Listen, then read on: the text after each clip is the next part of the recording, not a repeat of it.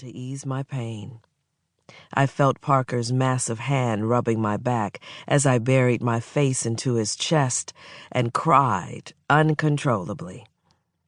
I felt myself gasping for air as I sat, completely overwhelmed by emotions.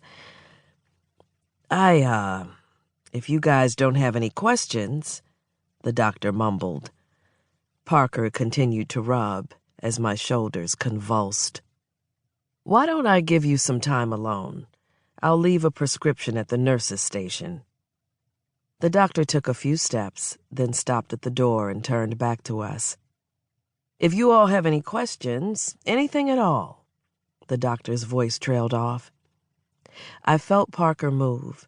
He must have nodded his response because I didn't hear anything else.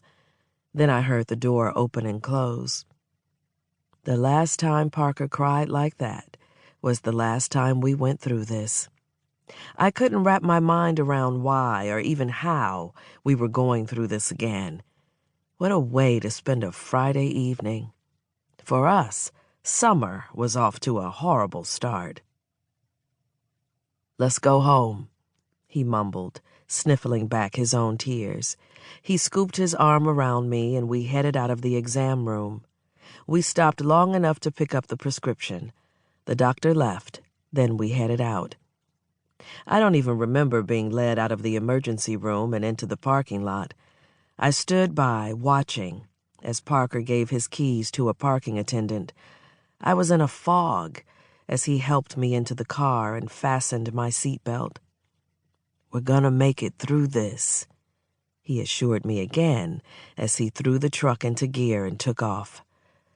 Again, I emphasized, seething. Tears pushed their way through and I started crying all over again. What had we done to deserve this again? I didn't understand. Friday night traffic was a bit light and I was glad, figuring we'd make it home quickly. After we'd been on the road a while, I said, I know you're going to get tired of this, Park. I know how badly you want kids, just as badly as I do. We've been married for 3 years now, and this is our third I couldn't bring myself to finish. He reached over and touched my hand. I couldn't stop trembling.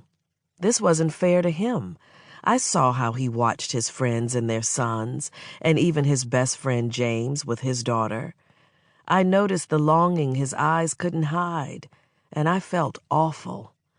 It wasn't his fault that I couldn't carry a pregnancy through full term. Why should he have to suffer too?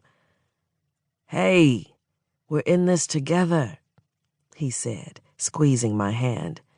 I wanted desperately to believe him, his words, but in my heart of hearts, I realized that with each failed pregnancy, I was losing a small piece of him. What now? He blurted. That's when I looked at him and noticed his narrowed eyes focused on the rearview mirror. Great, he snarled as he steered the truck over to the right shoulder of Highway 59. I turned my head to see the red and blue strobe lights announcing the police cruiser that was pulling us over. My cell phone rang. The caller ID showed Serena Carson, my closest friend. I figured there'd be time to call her later, so I let voicemail answer. Once at a complete stop, Parker put the truck in park, turned down the radio, and turned off the ignition. We sat for a long moment, and I wondered what was taking the officer so long. Parker's eyes remained locked on the rearview mirror. His jaw tightened, and I tried to be patient. What's he doing? I asked, frowning. I wasn't in the mood for this. I needed to be home. Parker shook his head. Ain't no telling. Running the plates, I'm sure, he said, half lifting a shoulder. He seemed frustrated, too. Great. I'm ready to get home, and we're sitting here like some common criminals. I sulked. What did you even do? I asked as other vehicles zoomed past us.